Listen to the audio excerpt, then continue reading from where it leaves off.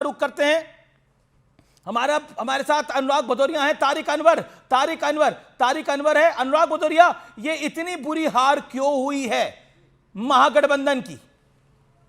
देखिए पहले ही बोला मैंने और फिर बोल रहा हूं, और आपको याद होगा आपकी डिबेट में ही मैंने पहले बोला था, जो एसआईआर का खेल जो चुनाव आयोग ने किया है और ये जिस तरह से लोकतंत्र को कुचलने की कोशिश हुई है। आप बताइए कि 65 लाख वोट कट गए बिहार में, और आप तो कह रहे थे वहां घुसपैठिए कितने निकले? 390। तो फिर 65 लाख कौन थे जिनका वोट नहीं बन पाया है, जिनका वोट कट गया? उसके बारे में भी तो सरकार को बताना चाहिए था ना कि 65 लाख लोग जो अब वोटर नहीं है बिहार के अंदर में, कौन लोग थे वो? इस तरह से जिस तरह से और घटनाएं जो देखने को लगातार मिलती रही हैं, और लगातार समाजवादी पार्टी इसको उठाती रही है कि भाई ये सरकार जो अचानक देखा 2024 में जब भारतीय जनता पार्टी की हार बुरी तरह हो गई और अल्पमत में आ गई केंद्र सरकार, तब से उन्होंने सोचा कि कुछ नया आइडिया लगाते, कुछ नया वर्कआउट करते, तो उन्होंने ये एसआईआर लेके आए हैं। और इसमें बताया क्या, इसमें बांग्लादेशियों को हटाएंगे और जो बांग्लादेशी आए उनको भगाएंगे। तो बांग्लादेशी तो आपने हटाए नहीं, अपने ही लोगों के 65 लाख वोट काट दिए। कौन से बांग्लादेशियों का वोट काटा? एसआईआर को आप रोए जा रहे हैं। मेरा आपसे सवाल यह है, एसआईआर को रोने से अनुराग भदौरिया क्या होने वाला है? एसआईआर हुआ, लेकिन उसके बाद पब्लिक ने तो जवाब दे दिया। शाहनवाज हुसैन है, शाहनवाज हुसैन, एसआईआर हो गया इसलिए चुनाव हार गए हैं, क्या कहना चाहते हैं आप? अरे भदौरिया जी, दिल बड़ा करो, हार स्वीकार करो। कई बार जीत का जश्न मनाते हैं, जब हार जाते हैं तो थोथे तर्क नहीं देते। अब एसआईआर हो गया तो चुनाव लड़े क्यों थे? आप कह देते कि एसआईआर हो गया इसलिए हम नहीं लड़ेंगे। अरे तो फिर एसआईआर में एक वोटर को लेके आए, चुनाव आयोग गए, कहीं पर आपने कहा कि इनका नाम कट गया है? तब तो कुछ नहीं कहा। आपके अखिलेश जी भी भाषण दे रहे थे जाके, और आप समाजवादियों को लगा होगा कि आपका जतरा बिहार का ठीक नहीं रहा। तो अब ऐसा तर्क मत दीजिए, आप कहिए लोकतंत्र में जनता के जनादेश को स्वीकार कीजिए, बिहार का अपमान मत कीजिए। जनता के जनादेश को स्वीकार कर दिए, बिहार का अपमान करिए ना करिए। तारिक अनवर, प्रधानमंत्री नरेंद्र मोदी ने बोला कांग्रेस का विभाजन होगा। प्रधानमंत्री नरेंद्र मोदी ने बोला ये कांग्रेस पार्टी जो है ये माओवादी मुस्लिम लीग टाइप पार्टी हो गई है। क्या कहना चाहते हैं आपका पहला रिएक्शन क्या है? तारिक अनवर साहब, आप वरिष्ठ नेता हैं, सम्मानित हैं। देखिए, हमें प्रधानमंत्री देश का सर्वोच्च पद है, संवैधानिक पद है, और उस पद पर कोई व्यक्ति अगर इस तरह की अनाप शनाप बात करता है तो आश्चर्य भी होता है और अफसोस भी होता है। कम से कम प्रधानमंत्री के स्तर पर वो अपनी बातों में उनका थोड़ा संयम बरतना चाहिए उनको। कांग्रेस से ऐसे कई दौर से गुजर चुकी है। कांग्रेस कोई पहली नई पार्टी नहीं है, कोई 10 साल 20 साल की पार्टी नहीं है, 100 साल से ज़्यादा इसका इतिहास है। तो आने वाले समय में ठीक है, हम इससे एक सीख लेंगे। और ये बात सही है कि जो कुछ जिस प्रकार से चुनाव लड़ा गया है वहाँ, और जिस प्रकार से प्रधानमंत्री ने और अमित शाह जी ने वहाँ जाकर एक तरह का माहौल बनाने की कोशिश की है, तो हम लोग उस बात को देख रहे हैं, समझ रहे हैं। आखिर जिस तरह से उन्होंने एक इशू फिर से उठाया कि बाहर से लोग आ गए हैं, बांग्लादेश से आ गए हैं, वहाँ से आ गए हैं। अरे भाई, आ गए हैं तो आप पकड़ते क्यों नहीं हो? आप उनको लाते नहीं हो, क्यों नहीं गिरफ्तार करते हो? उनको यहाँ से भेजते क्यों नहीं, डिपोर्ट क्यों नहीं करते हो? तो वो कर है नहीं तो कहाँ से करेंगे? तो सिर्फ इलेक्शन के वक्त में उनको याद आता है कि यहाँ जो है बहुत सारे जो है वो लोग बाहर से आ गए हैं। तो मैं समझता हूँ जो बातें अभी कही गई हैं वो बात महत्वपूर्ण है कि आप 65 लाख लोगों के नाम को हटा दिया आपने, और वो 65 लाख वो लोग थे जो लोकसभा में उन्होंने वोट दिया है, उससे सरकार बनी है। अगर यही बात है तो फिर नया चुनाव कराना चाहिए, नया वोटर लिस्ट तैयार कीजिए और नया चुनाव कराइए। तो ये जो सरकार अभी है उसको कैसे मान्यता होगी, कैसे लोग उसको स्वीकार करेंगे? जी तारिक अनवर साहब, आप बड़े वरिष्ठ जी। हैं। हमारे साथ शाहनवाज हुसैन साहब हैं। शाहनवाज हुसैन, दो चीजें हैं। वो कह रहे हैं कि बीजेपी पर ध्यान दे प्रधानमंत्री नरेंद्र मोदी, कांग्रेस पर क्यों ध्यान दे रहे हैं, और वो कह रहे हैं साम सूंघ गया है। देखिए, प्रधानमंत्री देश के प्रधानमंत्री के तौर पर जब देश का नेतृत्व करते हैं तो सारी चीज़ों का ध्यान रखते हैं, और बीजेपी के नेता के तौर पर वो भारतीय जनता पार्टी के नेता भी हैं। यह हमारा सौभाग्य है कि हमारे पास एक ऐसा नेता है जो देश और दुनिया का नेता है। उन्होंने जो बात कही है कि कांग्रेस में जिस तरह की आवाज़ें आ रही हैं, आप ही के यहाँ दिन में आपने मणिशंकर अय्यर साहब को मैंने देखा, उन्होंने आकर आपके चैनल पर कहा कि उनकी पवन खेरा ने उनको कह दिया कि इनका कांग्रेस से कोई मतलब नहीं है। तो आज कांग्रेस में जिस तरह के लोग आ गए हैं, अब ये बात अगर मैं कह दूं तो ये बात हो जाएगा मैं कांग्रेस के मामले में क्यों दखल दे रहा हूं। आज कांग्रेस के अंदर ये तारिक अनवर साहब जैसे सीनियर लीडर के रहते हुए कोई अल्लाह वरू हैं, वो चले गए, वो निर्णय कर रहे हैं, उनके ऊपर क्या क्या कोई नहीं भाई, क्या राहुल गांधी के दाहिने इल्जाम हाथ में लगे। अल्लाह वरू और अल्लाह, जो भी मैं तो नहीं कांग्रेस जानता के बिहार उतना, के मैंने नेता कह पहली रहे हैं बार ही- अल्लाह वरू, मैं बिहारी- अल्लाह वरू ही निपटा के चले गए कांग्रेस को वहां पर। अरे भाई, तो अल्लाह, यहाँ तो अल्लाह मियाँ भी साथ नहीं है इनके, ये अल्लाह वड़ू क्या कर लेंगे जाके वहाँ। तो देखिए जो हालत हुई है कि माइनॉरिटी डोमिनेटेड एरिया में भी क्या कांग्रेस को नहीं मालूम था। जब अशोक गहलोत बिहार गए और उन्होंने अनाउंस किया कि एक उप मुख्यमंत्री होगा मल्लाह समाज से, तो इतनी बड़ी ओके, आबादी ओके, को तारिक टेकन अनवर, ग्रांटेड तारिक लिया। अनवर, सीमांचल तारिक में अनवर साहब, 5 तारिक सीटें अनवर, जीत क्या- गई एमआईएम। क्या बीच और चुनाव में- आप ये समझिए जी, जी। क्यों नहीं अनाउंस कर दिया, क्यों एक मुस्लिम उप मुख्यमंत्री अनाउंस क्यों नहीं किया। तो जी। मुस्लिम समाज ने भी इस बार तय कर लिया कि कोई जीते उनको कोई मतलब नहीं था। वो कांग्रेस के लिए, राजद के लिए जान देने को तैयार नहीं थे, वो गाली सुनने को तैयार नहीं थे। बहुत से जगह लोग ठगा हुआ सा महसूस कर रहे हैं। ठीक आप है, टेकन शाहनवाज हुसैन, आप मुख्यमंत्री अनाउंस करना था, शाहनवाज हुसैन, आपके पास आदमी नहीं थे क्या? आप हमारे साथ बने रहिए। तारिक अनवर, क्या आपको लगता है, क्या तारिक अनवर हाँ, हाँ। क्या आपको लगता है कि आप राहुल गांधी का बीच चुनाव में छुट्टी पे जाना, चुनाव से पहले छुट्टी में जाना नुकसान कर गया?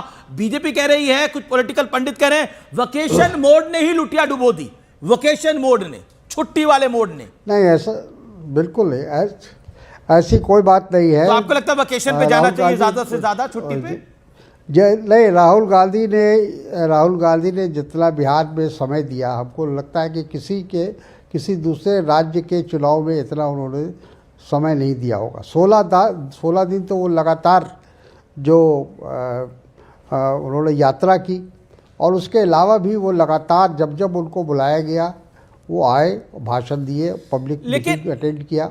अनवर साहब, आप बिहार के बड़े नेता हैं, मेंबर ऑफ पार्लियामेंट हैं, कटिहार से आप सांसद हैं, बड़े नेता हैं। शाहनवाज हुसैन भागलपुर के बड़े नेता हैं, पूरे पटना बिहार के बड़े नेता हैं। मेरा प्रश्न आपसे ये है, आप देखिए जिस एरिया में राहुल गांधी गए, वो सीमांचल की बेल्ट में, वहां भी आप लोगों को वोट नहीं मिला, वहां भी एनडीए बेटर करके गया है। मुसलमान ने भी इस बार एनडीए के पक्ष में वोट डाला है, बीजेपी के पक्ष, जेडीयू के पक्ष में वोट डाला है। ये बड़ा मैसेज है।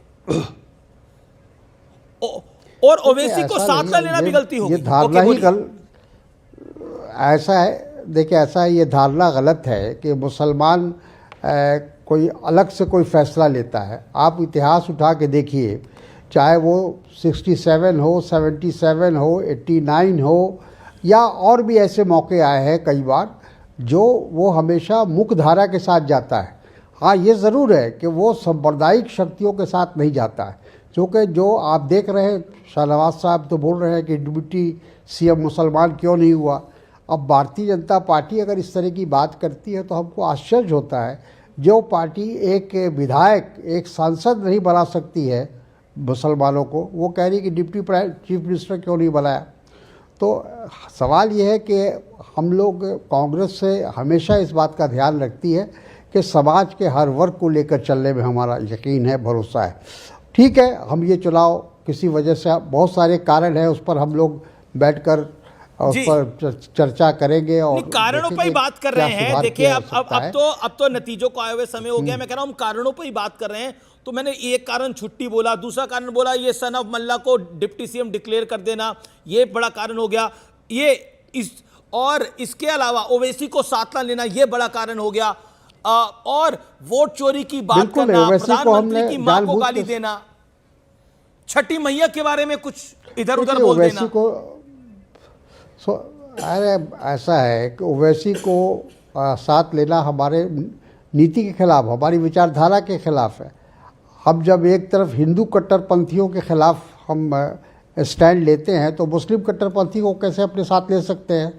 ये संभव नहीं है। अरे जब फुरफुरा बंगाल में आप फुरफुरा शरीफ के गद्दी नशीन के साथ समझौता कर सकते हैं, आप आसाम के अंदर एक कट्टरपंथी के साथ समझौता कर सकते हैं, तो ओवैसी आपको बुरे लग रहे हैं? ओवैसी तो उतने कट्टर नहीं है जितना फुरफुरा शरीफ का गद्दी नशीन है। ये ओवैसी तो भारतीय जनता पार्टी की बी टीम है। चलिए आपके जाते ही हैं कि वो तो शाहनवाज हुसैन को बहुत सबसे ज्यादा बुरा मानते हैं, कैसे कामयाब किया जाए। मैंने तो इन दोनों की डिबेट भी कराई है, असद ओवैसी और शाहनवाज हुसैन की, ये तो पसंद ही नहीं करते हैं, लेकिन शाहनवाज हुसैन ओवैसी आपकी बी टीम है। नहीं, हम नदी के दो पार्ट हैं साहब, हमारा तो कर ही रहे, कोई रिश्ता नहीं है। वो कह रहे बी टीम है, तारिक अनवर कह रहे हैं कि ओवैसी आपकी बी टीम है, आपको लाभ पहुंचाने के लिए पूरा खेल करती है। हम तो जहां भी चुनाव होता है वहां वो पहुंच जाते हैं।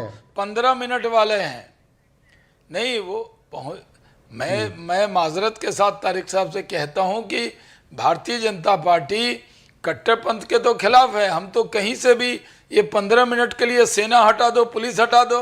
असदुद्दीन ओवैसी भी बोलते हैं कई बार मीटिंग में 15 मिनट बाकी है, तो वो तो 15 मिनट वाले हैं, हमारा उनका क्या संबंध है? हम तो उनसे शिद्दत से लड़ते हैं, तो वही तो कह रहे हैं। कई सीटों पर फिर हमारा वो अलग लड़ते हैं। अगर जब आपका इसलिए संबंध है कि आपका उनका वोट बैंक एक जैसा है, आपके वोट बैंक में वो लड़ाई लड़ते हैं। विचारधारा देखिए, कांग्रेस से कभी भी विचारधारा से कंप्रोमाइज नहीं करती है। हम जब महसूस करते हैं कि ये आदमी किसी कट्टरपंथी है, किसी भी धर्म का हो, अगर वो कट्टरपंथी है तो हम उसके साथ हाथ नहीं मिला सकते। कांग्रेस पार्टी नहीं, में कांग्रेस विचारधारा के खिलाफ है ये। लेकिन आपने तो मुस्लिम लीग के साथ तारिक साहब समझौता किया। मुस्लिम लीग के साथ आप केरल में क्यों समझौता करते हैं? मुस्लिम लीग की आइडियोलॉजी तो कभी भी इसलिए किया राहुल गांधी वाली सीट है, वहां रिस्क नहीं ले सकते उतना है। वायनाड में मदद लेते हैं मुस्लिम लीग से, उनका झंडा लहराता रहता है। देखिए वो जो मुस्लिम लीग है, वो मुस्लिम लीग पाकिस्तान वाली मुस्लिम लीग नहीं है। जो पाकिस्तानी मुस्लिम लीग थे तो वो पाकिस्तान चले गए।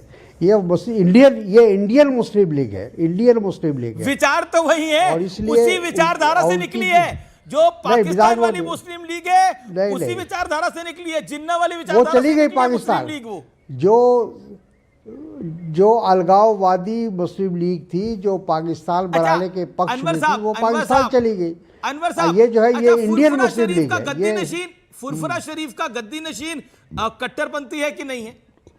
हाँ, असम वाले कट्टरपंथी है कि नहीं है?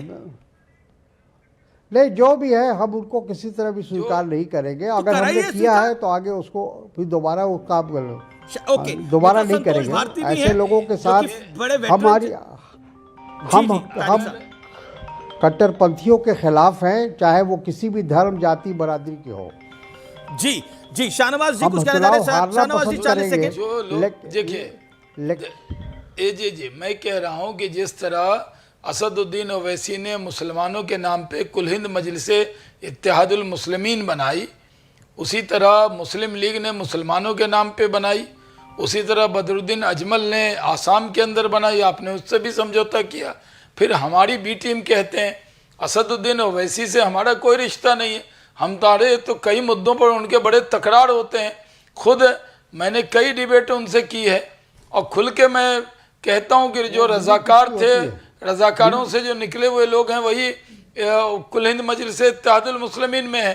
वो तो कहीं से भी इत्तेहाद की बात नहीं करते, वो तो सिर्फ बंटवारे की बात करते हैं। बंटवारा मतलब देश का नहीं, समाज का बंटवारा। तो मैं मानता हूं कि उनसे समझौता आप करें न करें ये आपकी मर्जी है, लेकिन हमारी भी टीम वो नहीं है। जी हमारे साथ संतोष भारती भी हैं। शाहनवाज साहब जी आपके साथ उनकी मिली कुश्ती होती है, जो आप दोनों तय करते हैं उसी पर अमल करते हैं। नहीं। अब क्या ज़रूरत है उनको कुल हिंद मुस्लिमीन बनाने की? वो तो सिर्फ इसीलिए बनाया उन्होंने कि जो मुस्लिम या जो सेकुलर वोट है उसमें कैसे उसको बंटवारा किया जाए, डेंट किया जाए, और उसका फ़ायदा सीधे सीधे बीजेपी को मिला।